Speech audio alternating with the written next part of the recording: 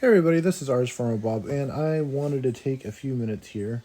Hopefully 5 or 6, 10 minutes, something like that. Anyways, talk about my experience with Boost Mobile Infinite. Now, I want to make it very clear that I'm not after to get anybody. In fact, when I went into the local Best Buy, just like, or not Best Buy, I'm sorry, Boost Mobile cellular thing, they were super nice. They were one of these, like the manager and everything did everything they could help us. Unfortunately, Boost Mobile is different from Boost Mobile Infinite.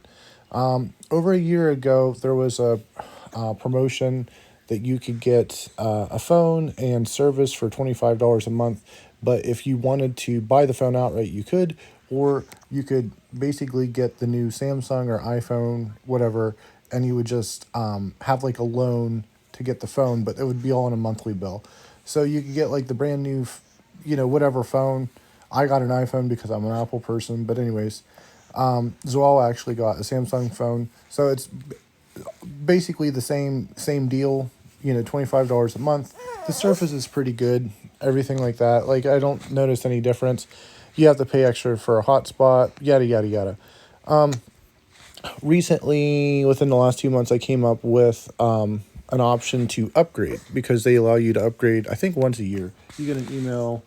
Blah blah blah blah. Anyways, I didn't choose to do that. I decided to pay off my phone and switch my service just because, like, I thought I could go into Boost Mobile 5 questions. They're completely different. They want you to, you know, cash out your service with Infinite and go to them, which I'm like, I thought you were the same company. So there was no physical building I could go into, and I hadn't really had many problems with them. But anytime you get them on the phone, it was like a runaround. They want you to use a chat AI thing and all this kind of whatever. So I was like, okay, well, it's no hard feelings. We'll just get out and done with it. So once I got done with them, they gave me a pin to release my phone number and unlock the phone so I could put it on a different network. This is the most important part of the whole scenario. So once I get back into it, they do this thing where they want you to like do a runaround and you know they don't want to give you like your last bill, or they don't want to do anything you want from them or try to get information for them. They make it extremely difficult. So what this is we put in a response from the Better Business Bureau, and just telling them like, hey, this is what they're doing. And I'm sure I'm not the only person who has run this. I crossed out my address. I don't think you can see it anymore, and then just the complete ID. But anyways, dear Robert White, thank you for contacting the Better Business Bureau. This is just it's standard boilerplate against Boost Mobile. They're going to contact them to get, and all I needed was the end receipt because the carrier we were going to has a promotion that they would pay up to like a several $100s off on your phone if you would switch to them.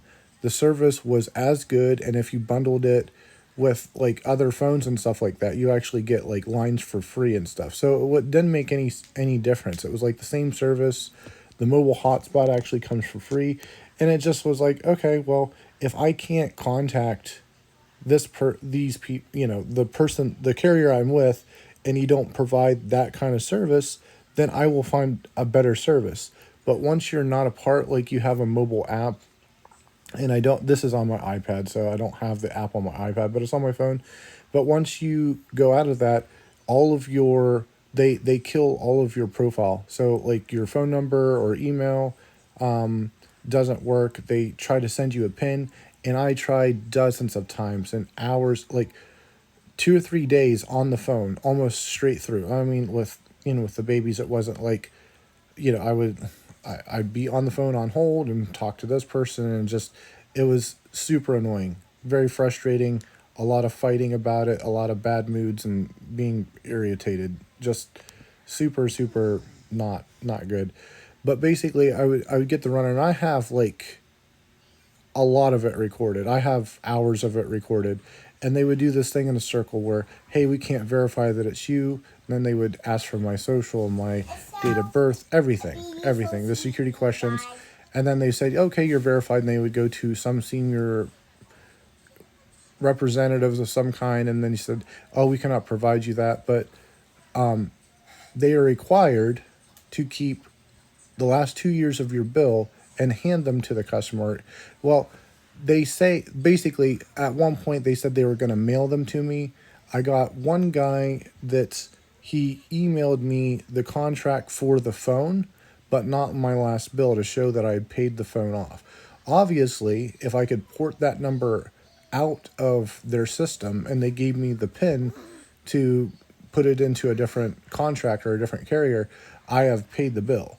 But I needed proof or the receipt for the other carrier, but they wouldn't provide anything, and they would just give this like loop and run around. Well, what is the number on file? They can't find that number. Oh, we have to verify this thing, and it was just round and round and round. So, anyways, wanted to just kind of document it and see if anybody else's experience was the same. I'm sure, like, I always paid on time. I didn't do anything crazy, but it just seems like as soon as they know you're not going to make them any more money, they're not helpful. And the last guy, he's like, I'm sorry, I can't escalate this anymore. And that was at least an hour on the phone with him.